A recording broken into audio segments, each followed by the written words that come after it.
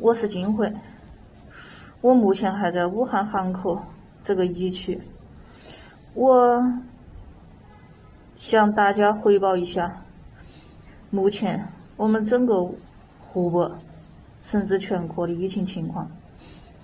现在已经有9万多人次。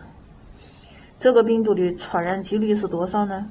就是一个人传染之后，如果说他没有被有效的隔离的话，或者说进行有效的治疗的话，他会传染给他身边的14个人，那么这个基数就很大了。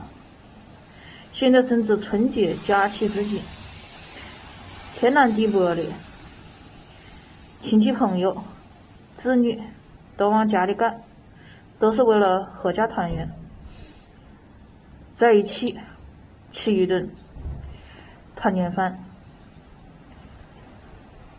现在情况特殊，我希望大家不要出门，不要聚会，不要聚餐。春节年年有，只要人平安，大家都可以随时随地的在一起。我现在向大家介绍一下我们整个湖北省医疗物资情况。